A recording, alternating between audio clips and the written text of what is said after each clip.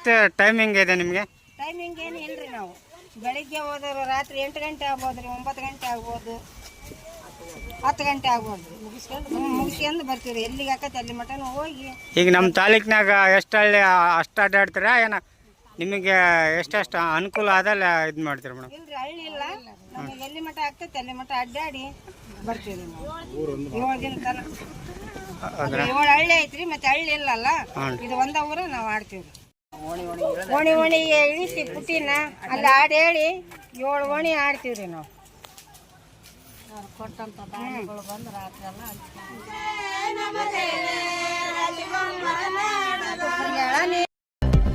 ಸಿಡಿಲು ಗುಡುಗು ಕನ್ನಡ ನ್ಯೂಸ್ ಚಾನೆಲ್ನ ವೀಕ್ಷಕರಿಗೆ ನಮಸ್ಕಾರ. ಸ್ನೇಹಿತರೆ, ಇತ್ತೀಚಿನ ದಿನಗಳಲ್ಲಿ ಕಣ್ಮರೆಯಾಗುತ್ತಿದೆ ಜೋಕುಮಾರ ಸ್ವಾಮಿಯ ಸಂಪ್ರದಾಯ.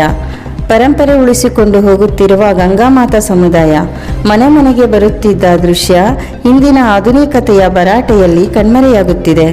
ಗಣೇಶ ಬಂದು 3ನೇ ದಿನಕ್ಕೆ ಹಬ್ಬ ಮುಗಿಯುತ್ತಿದ್ದಂತೆ ಜೋಕುಮಾರ ಸ್ವಾಮಿಯ ಆಗಮನವಾಗುತ್ತಿತ್ತು. ಗಂಗಾಮಾತಾ ಸಮುದಾಯದ ಮಹಿಳೆಯರು ಜೋಕುಮಾರ ಸ್ವಾಮಿಯನ್ನು ಮಣ್ಣಿನಿಂದ ಪ್ರತಿಷ್ಠಾಪಿಸಿ ಬುಟ್ಟಿಯಲ್ಲಿ ಇಟ್ಟುಕೊಂಡು ಓಣಿ ಓಣಿಗಳಲ್ಲಿ ಜಾನಪದ ಕಲೆಗಳನ್ನು ಪ್ರದರ್ಶಿಸುತ್ತಿರುತ್ತಾರೆ.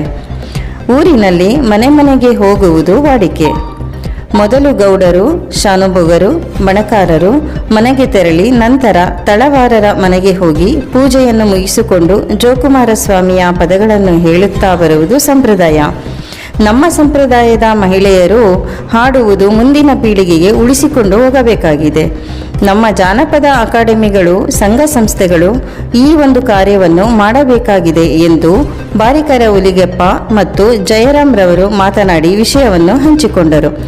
ಈ ಒಂದು ಸಂಪ್ರದಾಯದ ಕಾರ್ಯಕ್ರಮದಲ್ಲಿ ಸೋಮವ್ವ, ಹುಲಿಗೆಮ್ಮ, ಶಾರದಮ್ಮ, ಸಂಗುಳ್ಳಿಯಮ್ಮ, ರೇಣುಕಮ್ಮ ಇನ್ನು ಅನೇಕ ಮಹಿಳೆಯರು ಭಾಗಿಯಾಗಿದ್ದರು.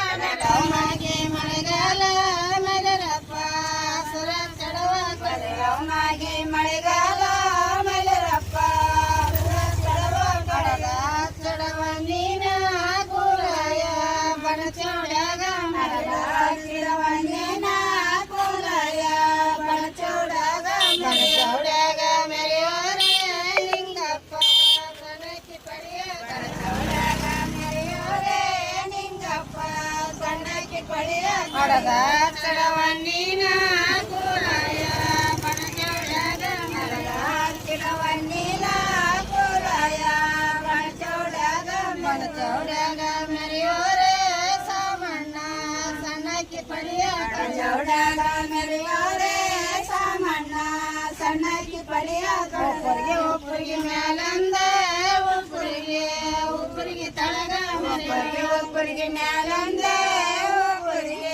ಒಬ್ಬರಿಗೆ ತಳಗ ಮೆರೆಯೋರೆ ಹುಲಿಗೆಮ್ಮ ಇಲ್ಲ ಕೊಡಲ ಕೊಮ್ಮರಿಗೆ ತಳಗ